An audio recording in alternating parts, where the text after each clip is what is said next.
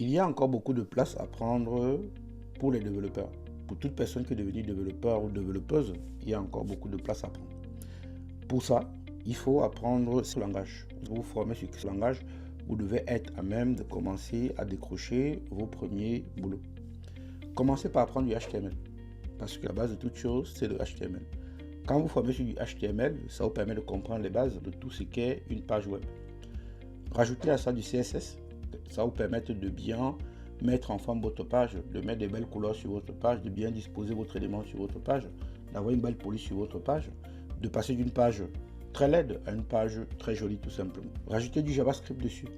Le JavaScript doit vous permettre de gérer les interactions avec votre utilisateur. L'utilisateur clique sur une page, vous répondez. L'utilisateur clique sur un menu, vous répondez. L'utilisateur clique sur un bouton, vous répondez. C'est ça le JavaScript. Et passez plus de temps sur du JavaScript parce que le JavaScript, c'est la base de toute chose. Quand vous aurez appris le JavaScript et que vous aurez bien compris, prenez le temps. 2 semaines, 3 semaines, 1 mois pour bien comprendre toutes les facettes du JavaScript. Des structurations, gestion de fonctions, appel d'API, comprenez ça très bien. Vous avez fini ça, formez sur du Java. Java, c'est un langage de programmation que tout le monde dit mort, mais qui a encore de très beaux jours devant lui. Donc, formez-vous sur du Java, vous serez très à l'aise pour pouvoir aborder toute autre thématique derrière. Parce que quand vous avez appris du Java, si vous voulez faire après du Python ou du .NET ou du C#, peu importe, vous deviez toujours être à l'aise en fait. Donc, formez-vous sur du Java parce que Java aujourd'hui, c'est un langage qui est très utilisé par les entreprises, bien sûr.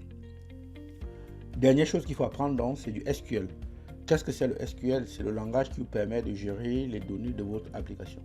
Une fois que vous avez donc bien compris ça, ça vous permet donc de bien comprendre qu'avec tous ces éléments que je viens de montrer, c'est que le langage, vous devez être à même de créer une application.